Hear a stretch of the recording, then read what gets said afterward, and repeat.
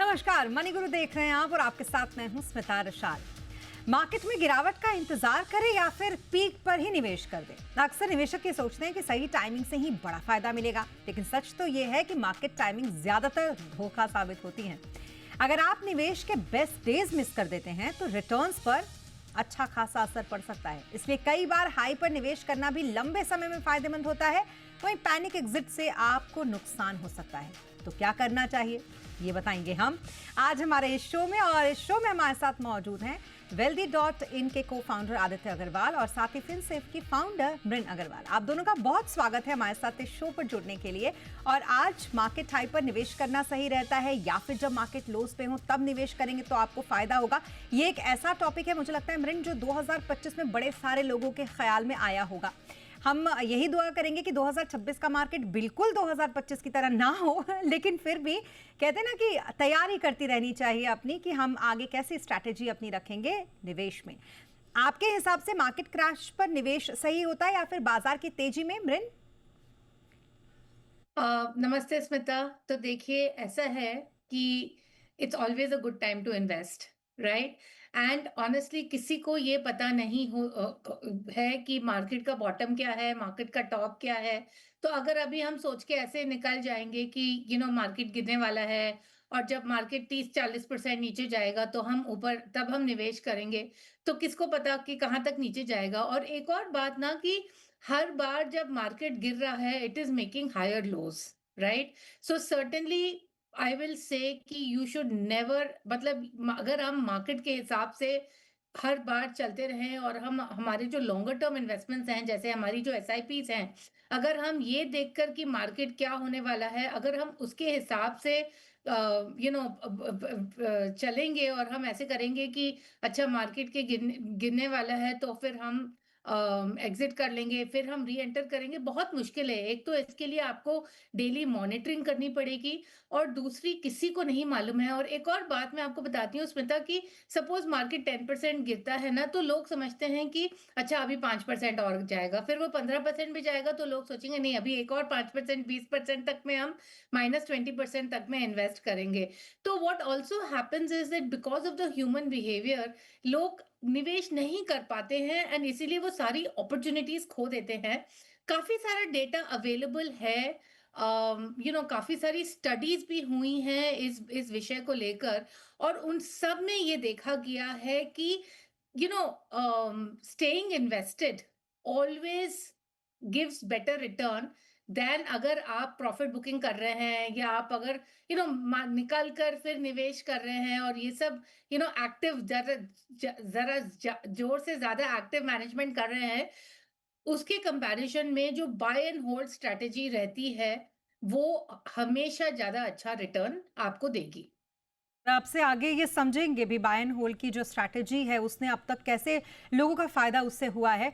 और ये बहुत इंपॉर्टेंट है क्योंकि आप जब सच में जब डेटाज आप देखते हैं तो तब जाके आपको पता चलता है कि कितना बड़ा डिफरेंस होता है अगर आप मार्केट में लगातार बने रहते हैं, मतलब मार्केट को टाइम देते हैं बल्कि मार्केट को टाइम नहीं करते। तो आदित्य आप बताइए जरा, मार्केट हाइज पर निवेश करना आपके हिसाब से फायदेमंद रहता है? अगर हम 2000 से लेकर 2025 का डेटा देखें तो क्या कहते हैं ये डेटाज?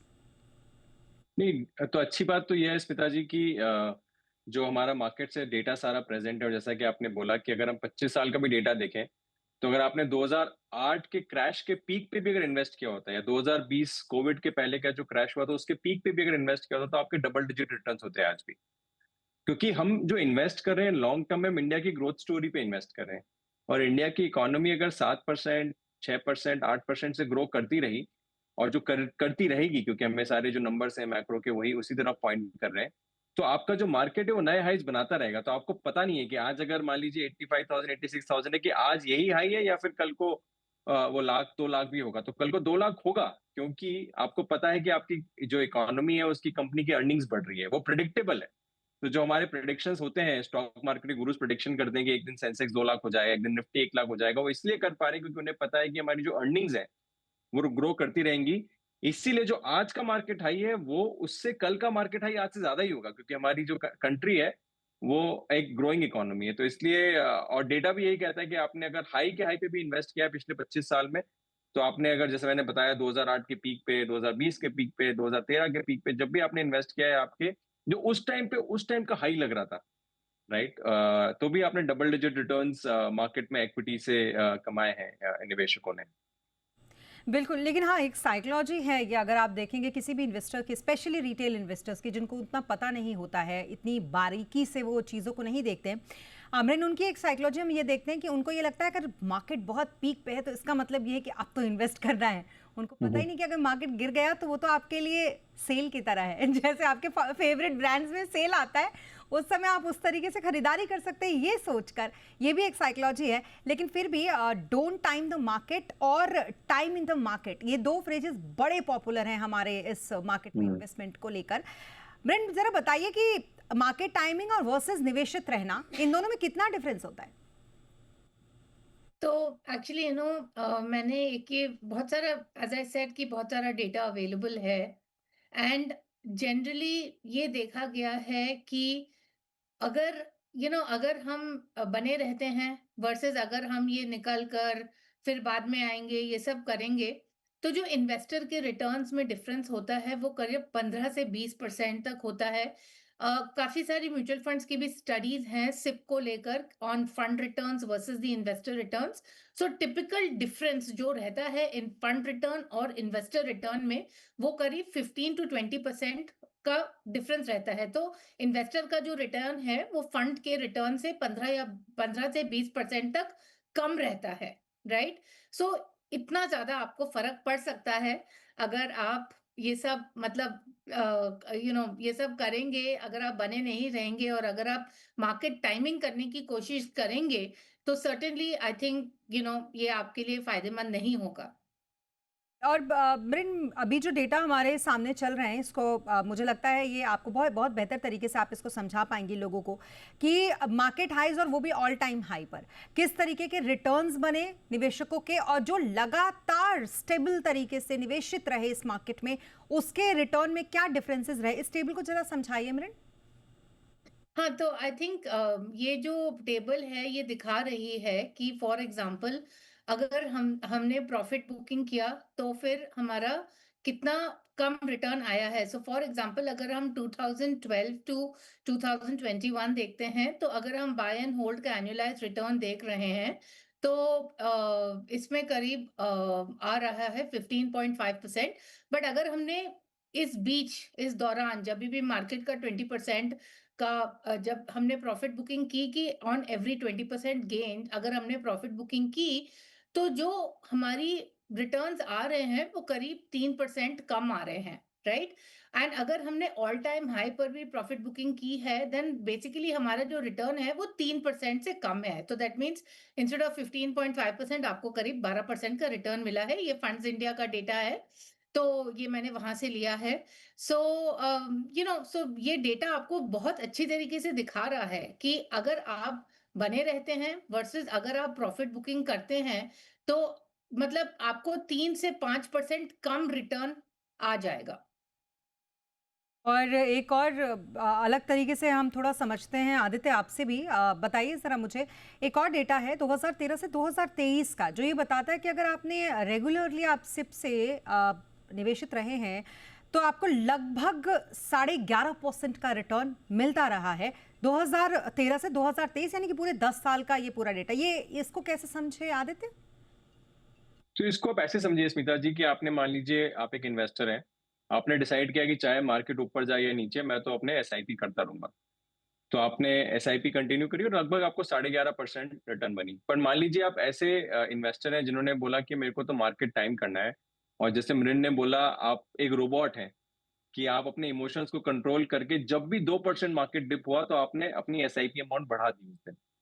इतनी सारी मेहनत आपने अपने आप को रोबोट बना के एकदम सिस्टमैटिकली किया, तब भी आपका रिटर्न जो होता है वो 12.2 के आसपास बनता है। तो कहने का मतलब ये कि आपने इतनी मेहनत करी तो भी आपको 50 से 60 बेसिस पॉइंट, 0.5 टू 0.6% का एनुअलाइज्ड रिटर्न में फर्क पड़ा। और जैसा मृण ने बोला, 99% लोग जिस दिन 2% गिरेगा उस दिन लगेगा अरे यार अभी तो और गिरेगा, अभी तो और गिरेगा। तो वो एक्चुअली वो जो लो पॉइंट पे करना चाहते हैं वो मिस कर देंगे। तो जो इतनी मेहनत है उसका जो इम्पैक्ट है वो एक्चुअली कुछ भी नहीं है। वर्सेस अगर आप उसको ऐसे सोचें कि अगर आप इन्वेस्टेड नहीं रहे तो शायद आप मार्केट के बेस्ट डेज मिस कर देंगे, तो उसका जो रिटर्न पे इम्पैक्ट है वो सबसे ज्यादा है कि मार्केट के बेस्ट डेज ना मिस करें, वर्सेस सेइंग कि यार मार्केट के लो पे इंश्योर करूंगा कि अपना पैसा डालूं। बिल्कुल, और इसको भी समझेंगे हम, अच्छे तरीके से दर्शकों को समझाएँगे कि दरअसल वो बेस्ट डेज़ जो आप बार-बार आप दोनों ही लोग बात कर रहे हैं वो हैं क्या? लेकिन ब्रिन, उससे पहले जो एक बहुत आप कह सकती हैं कि इसमें हमेशा डिबेट होती रहती है कि एसआईपी अच्छा है या लमसम अच्छा है। अब जब यहाँ पर मार्केट में टाइमिंग की हो रही है या फिर यूँ कहें कि इन्वेस्टेड रहने की हो रही है, तो आपके हिसाब से दोनों का कंपैरिज़न करिए तो किसका पलड़ा ज़्यादा भारी है ब्रिन? देखिए, डेटा जो भी बोलता है, देखिए मेरा हर समय ये कहना है कि एसआईपी और लमसम के बीच में जो लॉन्गर टर्म अगर आप मतलब 15 साल 20 साल के लिए हैं तो लमसम भी वर्कआउट करेगा। बट जनरली हमने क्या देखा है कि the SIP always is a good way, एक आसान तरीका है। इसको लोग इम्प्लीमेंट भी कर सकते हैं आसानी से क्योंकि आप हर महीने में पैसे डाल रहे हैं। सो सर्टेनली मैं यही कहूंगी कि मतलब एसआईपी या लमसम अगर लॉन्ग टर्म के लिए है 15 साल प्लस के लिए तो फर्क नहीं पड़ता है, बट अगर उससे कम पीरियड के लिए है तो आई विल सर्टेनली से कि एसआईपी एक अच्छा तरीका है। बट बहुत जरूरी है कि हमें ये करते रहना चाहिए और इसमें बने रहना चाहिए। ऑनेस्टली आजकल बहुत एसआईपी के बारे में बात चल रही है और सब लोग एसआईपी के बारे में जानते हैं। बट आई थिंक जो लेटेस्ट डेटा आया है, if I am not wrong, कि जनरली जो एसआईपी का पीरियड लोग 4 साल तक बने रहते हैं। तो I think what is very important is कि हमें 10 साल तक बने रहने की क्षमता होनी चाहिए। लेकिन ब्रिन, दिक्कत पता है क्या है? एसआईपी अगर किसी को शुरू करने के लिए बोलो तो वो सबसे पहले यही कहते हैं कि कितने साल तक इसमें इन्वेस्टेड रहना है और वो पेशेंस नहीं बचा लोगों के अंदर, क्योंकि आप धीरे धीरे आप देखो तो पेशेंस का लेवल बहुत कम होता जा रहा है हर एक उसमें, चाहे वो टीवी हो, चाहे वो आपके रील्स हो या जो भी हो उस वजह से। लेकिन हाँ, ये है कि एसआईपी को लेकर सबसे पहला ख्याल यही आता है, अरे यार इसमें तो बहुत ज़्यादा दिनों तक इन्वेस्टेड रहना पड़ेगा। आदित्य, चलिए अब आप ज़रा समझाइए दर्शकों को ये कि ये जो बेस्ट डेज बड़े देर से हम सुन रहे थे, ये कैसे मिस होते हैं और कौन से ये बेस्ट डेज होते हैं? क्योंकि if I am not wrong, बहुत सारे एक्सपर्ट्स को मैंने ये कहते हुए सुना है कि मार्केट के 365 दिनों में लगभग 17 से 18 दिन ही वो बेस्ट डेज होते हैं जब आपके पैसे बनते हैं। ये सही है? ये टू एन एक्सटेंट सही है स्मिता जी, क्योंकि हम ये कहते हैं कि अगर इंडिया की इकोनॉमी 7% से ग्रो कर रही है और 3-4% इन्फ्लेशन है, तो आप मान के चल लीजिए कि 11-12% से आपका पैसा ग्रो करना चाहिए। और जो 11-12% होता है वो स्ट्रेट लाइन में नहीं चलता, क्योंकि क्या होता है मार्केट में अर्निंग्स के अलावा एक और फैक्टर होता है जिसे हम कहते हैं इमोशन।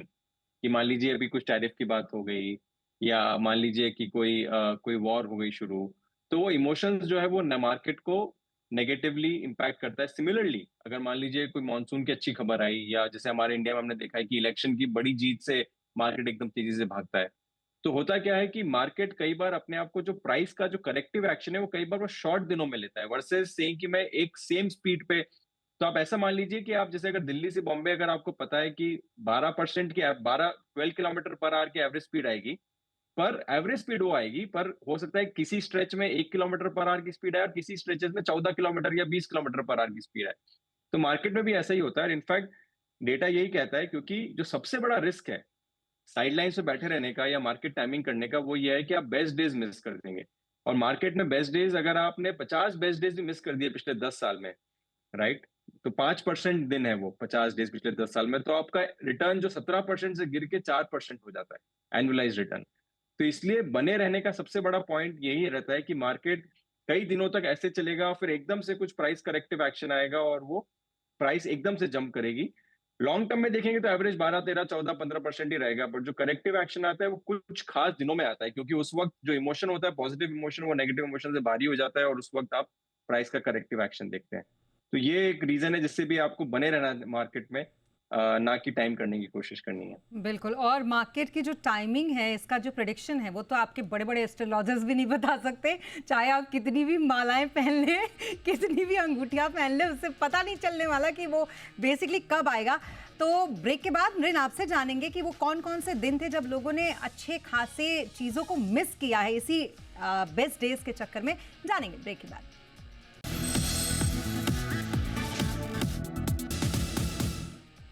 ब्रेक के बाद एक बार फिर आपका स्वागत है। मार्केट क्रैश पर निवेश या फिर बाजार की तेजी में, इसी पर कर रहे हैं हम चर्चा। हमारे साथ चर्चा करने के लिए आदित्य अग्रवाल, अमरीन अग्रवाल लगातार बने हुए हैं। अमरीन, एक डेटा जो मैं देख रही थी 2001 से लेकर 2025 का डेटा, जहां पर बेस्ट 5 डेज, और इसी में आपने रिटर्न, मतलब निवेशकों ने जो इन्वेस्टेड रहे इस दौरान, उन्होंने 13.23% का रिटर्न कमाया। ये रिटर्न 2025 में बहुत सारे ऐसे स्कीम्स हैं पूरे एक साल में जिनके नहीं आए हैं, जो बेस्ट 5 डेज में हम देख रहे हैं कि यहाँ पर लोगों के, निवेशकों के पोर्टफोलियो में आए। इसी तरीके से कुछ और डेटाज भी हैं हमारे पास। मृन, इसको समझाइएगा जरा, ये बेस्ट डेज के डेटाज क्या कहते हैं? एक्चुअली जो ये डेटा है वो आपको ये बता रहा है कि इस पीरियड में, which is from September 2001 to January 2025, अगर आप इस इंटायर पीरियड में बने रहे तो आपका जो रिटर्न है उसमें वो आपको 15.58% का एक CAGR रिटर्न आया है। बट अगर आपने बेस्ट 5 डेज मिस कर दिए, तो आपने एक साल के डेटा के बारे में बात किया था। एक्चुअली मैंने भी एक डेटा ये देखा है कि 10 साल में पूरे 180 डेज हैं account for the out performance, और ये कभी भी आ सकते हैं। मतलब ये जो 180 डेज हैं ये कोई सीक्वेंस में नहीं आते हैं, ये कभी भी आ सकते हैं, राइट? तो अगर हम बेस्ट 5 डेज मिस कर देते हैं तो आपका जो रिटर्न है वो 15.58 से गिर के 13.32% हो जाता है। एंड ऐसे ही अगर आप डेज मिस करते रहे, and it's very very common कि एक बार जब आप मार्केट से निकल जाते हैं ना, तो बहुत टाइम लेकर अंदर वापस मतलब आने के लिए आपको काफी टाइम लग सकता है। सो फॉर एग्जांपल, अगर आपने 30 दिन, if you miss the best 30 days, right, in this period, जो ये 24 ईयर का जो पीरियड है, इसमें अगर आपने बेस्ट 30 डेज मिस किए तो आपका रिटर्न एक्चुअली 15.58 से घटकर 6.51% ही आता है। तो ये डेटा हमें क्या बताता है कि किसी को नहीं मालूम कि कौन से दिन सबसे अच्छे दिन होंगे, और बहुत बारी जो सबसे अच्छे दिन होते हैं ना, वो एक्चुअली मार्केट के डाउनटर्न में भी हो सकते हैं, तो वो कभी भी हो सकते हैं। एंड इसीलिए बहुत ज़रूरी है कि जब हम निवेश की बात करते हैं, स्पेशली एक्विटीज में, हम हर समय कहते हैं कि एटलीस्ट 7 to 10 ईयर्स, 7 से 10 साल का आपको टाइम फ्रेम रहना चाहिए। और बहुत ही ज़्यादा ज़रूरी है कि आप यू चूज राइट एंड आप बने रहें उस इन्वेस्टमेंट में। बिल्कुल, और इसीलिए मतलब लगातार हम ये कह ही रहे हैं कि टाइम द मार्केट, तभी जाकर आपको फ़ायदा मिलेगा आपके पोर्टफोलियो में। अब एक चीज़ जो सबसे ज़्यादा लोग करते हैं, और 2025 में तो बहुत सारे लोगों ने किया, वो किया पैनिक एग्जिट। और हमने ये भी देखा कि कैसे पैनिक एग्जिट करके एक अलग एसेट क्लास, जो उनको लग रहा था कि तब बहुत बूम पे है, मैं गोल्ड की बात कर रही हूँ, जो लग रहा था उन्हें कि एकदम बिल्कुल ऑल टाइम हाई पे है, तो फिर जैसा कि हम कह रहे हैं कि मार्केट हाई में उसमें जाकर उन्होंने इन्वेस्ट किया। आपके हिसाब से आदित्य, पैनिक एग्जिट करने के बजाय क्या रीबैलेंसिंग करना ज्यादा अच्छा रहता है? स्मिता जी, बिल्कुल। और मैं एक सिंपल से एग्जांपल दूंगा कि अगर आप एक महिला हैं और आपके पास मान लीजिए अच्छा ज्वेलरी का पीस है, और मान लीजिए गोल्ड की प्राइस गिर जाती है, तो आप उस लॉकर से ज्वेलरी के पीस को निकाल के बेच नहीं देंगे ना मार्केट में, क्योंकि आपको पता है कि गोल्ड की वैल्यू वापस आएगी। तो सिमिलरली जो इक्विटी मार्केट होते हैं, वो उसमें क्या आपको पता है कि जो कंपनी की अर्निंग्स है वो कहीं जाने नहीं वाली है, कंपनी की अर्निंग्स वापस आने वाली है। तो इक्विटी मार्केट से अल्टीमेटली अर्निंग से लिंक्ड होते हैं और वापस उठते ही उठते हैं। तो इसमें जो ज्यादा अच्छा तरीका वो है, और जो काफी लोग फॉलो करते हैं, कि आप अपने गोल्स बनाइए। गोल्स के अकॉर्डिंगली आपके टाइम होराइजन होंगे। सपोज मान लीजिए आपका एक गोल हो सकता है कि मुझे 3 साल बाद 10 लाख रुपए चाहिए, एक गोल हो सकता है कि मैं 20 साल बाद मुझे 5 करोड़ रुपए चाहिए। तो इन दोनों गोल्स को आपको अलग अलग तरीके से ट्रीट करना पड़ेगा। और जो 20 साल वाला गोल है, उसमें आप मान लीजिए आपने थोड़ी इक्विटी, आपने डिसाइड किया कि मैं 80% इक्विटी रखूंगा, 10% गोल्ड, 10% डेट, या 70% इक्विटी। तो जैसे मान लीजिए मार्केट क्रैश हुआ और या गोल्ड का प्राइस बढ़ गया, तो आपका जो गोल्ड है वो 10% से बढ़ के 20% हो जाएगा। तो उस टाइम पे आप क्या करेंगे कि वो गोल्ड के को थोड़ा बेचेंगे, और इक्विटी आपका डाउन है तो इक्विटी आप खरीदेंगे। तो उसमें क्या होता है, आप actually buy high and sell low, sorry, sell high and buy low कर रहे हैं।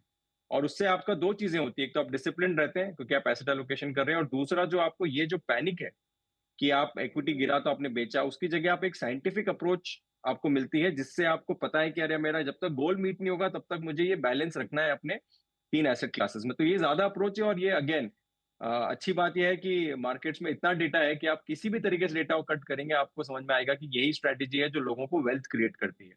क्योंकि मैं एक और छोटी सी बात और कहूंगा कि वेल्थ क्रिएशन थोड़ा हैबिट बिल्डिंग की तरह है, कि जैसे अगर हम सबको पता है कि अगर हमें अपना वजन कम करना है या मसल बिल्ड करनी है तो हमें जिम रोज जाना पड़ेगा या डाइट पे रोज ध्यान देना पड़ेगा। ऐसा नहीं कर सकते कि हम 4 दिन खाना नहीं खाया है और फिर 5वें दिन खूब सारा। तो वेल्थ बिल्डिंग भी वैसा ही है स्मिता जी, कि आपको बने रहना पड़ेगा हैबिट बिल्डिंग की तरह, और हैबिट बनाएँगे तो पक्का वेल्थ क्रिएट होगी। बिल्कुल, एक अच्छी आदत और उसमें भी एक डिसिप्लिन आपको बहुत ज़्यादा ज़रूरी होता है। मृन, आपने अक्सर देखा होगा हमारे इसी शो मनी गुरु पर आपने भी वो अटेम्प्ट किया है। कई बार सवाल आते हैं, बड़े अच्छे सवाल होते हैं लोगों के, अपनी बेटी की शादी, अपने घूमने-फिरने के लिए, अपने रिटायरमेंट की प्लानिंग, मतलब गोल बेस्ड जो इन्वेस्टमेंट होता है, वो कैसे वो करें, इसको लेकर वो बड़े जागरूक होते हैं। क्या आपको लगता है कि एसआईपी के ज़रिए निवेश करना या फिर म्यूचुअल फंड में निवेश करना एक सबसे पहला इसका रूल लोगों को बना लेना चाहिए कि सबसे पहले अपने गोल डिफाइन कर ले कि आपको दरअसल निवेश करना किस लिए है? मृन? यस, बिल्कुल। जो भी आप, अगर आप 100 रुपए, 1000 रुपए, 1 लाख, जो भी आप निवेश कर रहे हैं, पहला सवाल जो आपको अपने से पूछना है कि हम किस चीज के लिए निवेश कर रहे हैं, मतलब हम कैसे ये पैसे इस्तेमाल करेंगे, और मतलब हमें कितने टाइम तक, कब ये हमारा गोल आएगा। तो इससे क्या होता है ना कि आप एक सही इन्वेस्टमेंट में जाते हैं। बहुत बार मैंने देखा है कि लोग 2 साल के लिए, जैसे लोग ऐसे, अभी चलिए मार्केट में तेजी आ गई तो किसी ने एसआईपी शुरू कर दिया, फिर 2 साल बाद अगर गिर गया, उनको कुछ मालूम नहीं कि क्या करें, और वो इसीलिए क्योंकि उन्होंने अपने इन्वेस्टमेंट होराइजन के हिसाब से इन्वेस्ट नहीं किया है। सेम प्रॉब्लम अभी आप गोल्ड एंड सिल्वर में भी देखेंगे कि क्योंकि गोल्ड एंड सिल्वर का इतना अच्छा प्रदर्शन रहा है पिछले साल, कि बहुत लोग अभी गोल्ड एंड सिल्वर के ईटीएफ में पैसे डाल रहे हैं, राइट। बट प्रॉब्लम यही आएगी कि कल को अगर कुछ करेक्शन हुआ तो लोगों को मालूम नहीं कि हम बने रहें या हम क्या करें, राइट। सो अगर हम गोल बेस्ड इन्वेस्टिंग करते हैं, जिसके जिसके जरिए हमें मालूम है कि हमारा इन्वेस्टमेंट होराइजन क्या है, तो इससे क्या होता है, आप एक बेहतर इन्वेस्टमेंट चूज कर सकते हैं। अगेन, बहुत बार मैंने देखा है कि रिटायरमेंट के लिए जो 10, 15, 20 साल बाद में है, उसके लिए लोग एक एफडी खरीद रहे हैं फॉर एग्जांपल, राइट, या कोई पोस्ट ऑफिस की स्कीम खरीद रहे हैं 5-7 साल के लिए, right. So it's very very important कि जो भी हम पैसे इन्वेस्ट करें, सबसे पहले हम गोल बेस्ड इन्वेस्टिंग हमें करनी पड़ेगी। और दूसरा, ऑफ कोर्स, हमें ये भी देखना है कि मतलब अब क्योंकि अभी आजकल इतना ज्यादा सिल्वर के बारे में चल रहा है और लोग कॉपर के बारे में भी पूछ रहे हैं कि जो इन्वेस्टमेंट हम कर रहे हैं वो हमारे कोर पोर्टफोलियो के लिए कर रहे हैं, या हम सोचते हैं कि अच्छा, इसमें कुछ अच्छा रिटर्न बन जाएगा शॉर्ट टर्म में, तो इसीलिए हम इसमें इन्वेस्ट कर लेते हैं। तो ये बहुत जरूरी है जानना कि जो भी हम इन्वेस्टमेंट कर रहे हैं, हम क्यों कर रहे हैं और कितने टाइम तक हम इसमें बने रह सकते हैं। बिल्कुल, और कौन से एसेट क्लास में कर रहे हैं और वो एसेट क्लास आपको कितना रिटर्न आपके पोर्टफोलियो में जनरेट करके देगा, ये भी बहुत इंपॉर्टेंट होता है। थैंक यू सो मच मृन हमारे साथ इस शो पर जुड़ने के लिए। Thank you so much Aditya हमारे साथ इस शो पर जुड़ने के लिए। और आप लोग इतने अच्छे इंसाइट जो शेयर करते हैं, आई एम श्योर ये सारे निवेशकों के बड़े काम के होते हैं, और मुझे पता है कि आप लोग इस पर बहुत मेहनत करते हैं। ये डेटाज ऐसे ही नहीं हम दिखा देते हैं, इन डेटाज के पीछे आप लोगों की बहुत अच्छी मेहनत होती है, और उस मेहनत के साथ एक बहुत अच्छा इंटेंशन होता है कि लोगों को एकदम सही तरीके से निवेश की सारी स्ट्रैटेजी पता हो। इसलिए थैंक यू सो मच आप दोनों का हमारे साथ इस शो पर जुड़ने के लिए। और इसी के साथ मनी गुरु में आज के लिए बस इतना ही। आप बने रहें जी बिजनेस के साथ। नमस्कार।